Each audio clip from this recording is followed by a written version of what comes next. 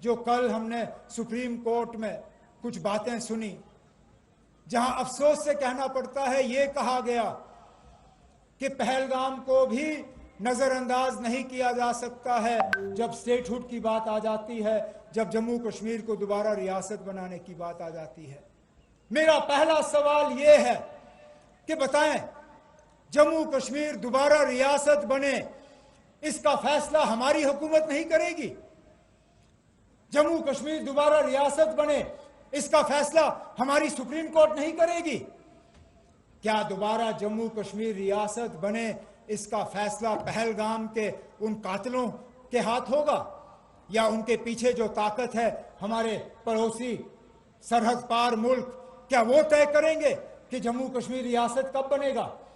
क्या जब कभी हम रियासत बनने के नजदीक आएंगे और ये लोग कोई हमला करेंगे, दोबारा हमारा रियासत का हक हमसे छीना जाएगा?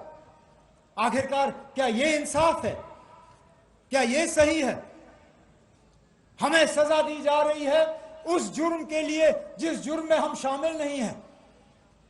ऑप सिंदूर के तहत हमारे बहादुर जवानों ने, हमारे एयरफोर्स ने, हमारे वर्दी पहनने वाले हमारे सिपाहियों ने हमारे पड़ोसी मुल्क को सजा दिया।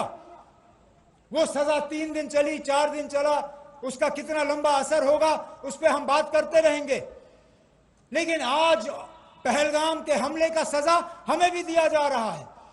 पहलगाम के हमले की सजा जम्मू कश्मीर के उन लोगों को दी जा रही है जिन्होंने पहलगाम के हमले के खिलाफ अपनी आवाज बुलंद की। क्या कोई इस बात से इनकार कर सकता है कि पहलगाम के हमले के बाद अपनी मर्जी से जम्मू कश्मीर के लोग बाहर आए?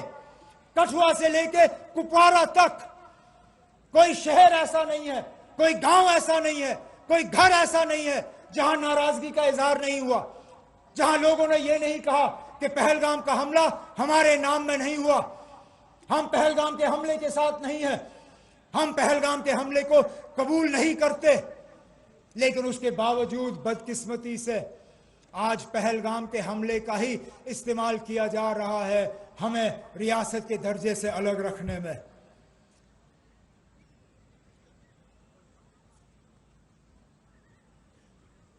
कहने के लिए तो मैं ये भी कह सकता हूं कि पहलगाम के हमले का कसूर इलेक्टेड हुकूमत का नहीं है।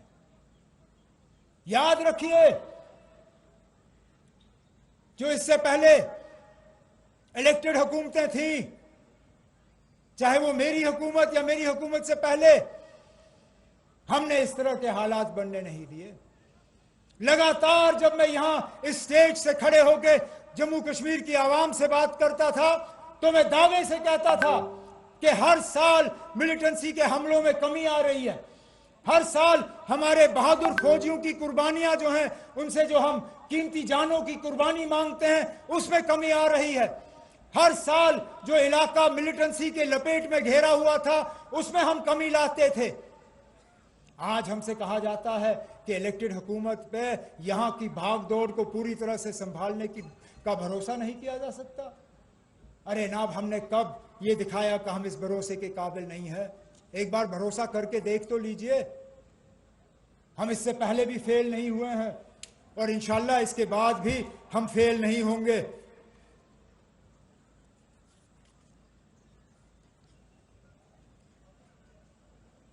मैं रियासत पे इसलिए जोर दे रहा हूं क्योंकि जम्मू कश्मीर के मुस्तकबिल को बदलने का पहला कदम वो है। और इसलिए मैं बोलता रहूंगा क्योंकि ये मेरे घर की बात नहीं है, ये मेरे जात की बात नहीं है, ये सिर्फ हुकूमत में मेरे साथियों की बात नहीं है, ये सिर्फ चुने हुए नुमाइंदों की बात नहीं है, ये पूरे जम्मू कश्मीर आवाम की बात है। और क्या अपना हक हासिल करना, क्या ये गुनाह है? क्या ये जुर्म है? मैंने हुकूमत संभालते ही एक तरफ से खतरा मोल लिया।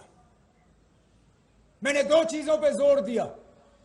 मैंने ये कहा कि जम्मू कश्मीर को जो भी मिलेगा हिंदुस्तान की जमहूरियत और हिंदुस्तान के आईन के तहत मिलेगा। और उसके साथ साथ मैंने इस चीज पे जोर दिया, मैंने कहा कि जम्मू कश्मीर को मरकज के साथ लड़ने में कोई फायदा नहीं होगा।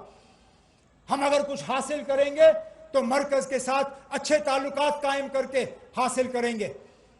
मुझे इसके लिए ताने सुनने पड़े, मेरा इसके लिए मजाक उड़ाया गया, यहां तक कि मैं मान के चलता हूं कि कुछ हद तक मुझे सियासी इसका खमियाजा भी भुगतना पड़ रहा है, लेकिन वो कीमत मैं अदा करने के लिए तैयार हूं, क्योंकि मैं दिल से मानता हूं कि वाकई जो मैं कह रहा हूं सही कह रहा हूं।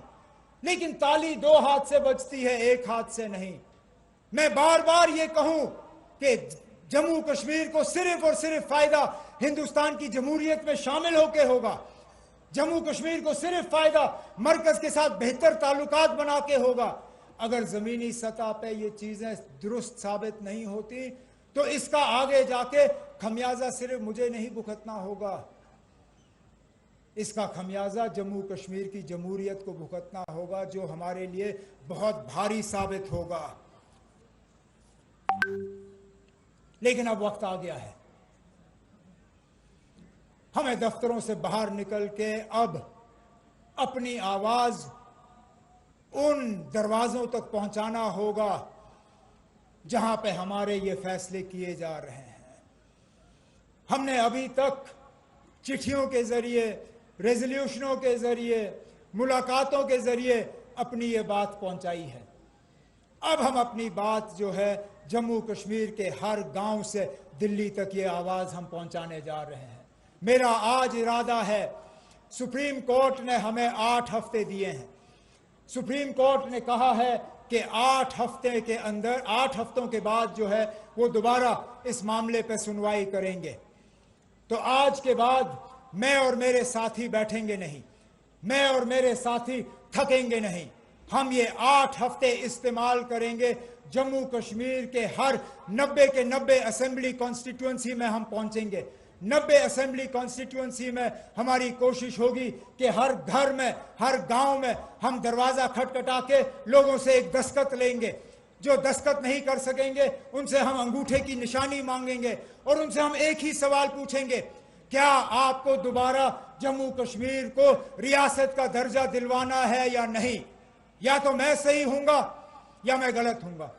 अगर इस कागज को दस्तखत करने के लिए तैयार नहीं है तो मैं अपनी हार कबूल करके मानूंगा कि जम्मू कश्मीर इन हालात से मुतमईन है, जम्मू कश्मीर के लोग इन हालात से खुश हैं। लेकिन मेरा दिल कहता है कि इन 8 हफ्तों में हम लाखों की तादाद में दस्तखत इकट्ठे करके मरकज की हुकूमत के हवाले और सुप्रीम कोर्ट में जजों के हवाले करके जम्मू कश्मीर के लोगों की दिलों की आवाज़ जो है उन दरवाज़ों तक पहुंचा के वहाँ से हम इंसाफ हासिल करके ही इंशाल्लाह आराम करेंगे। लेकिन तब तक जब तक कि जम्मू कश्मीर को दोबारा इंसाफ नहीं मिलता, हमें अपनी कोशिशें और अपने इरादे इस मुल्क को उस मुकाम तक पहुंचाने के लिए जिंदा रखने होंगे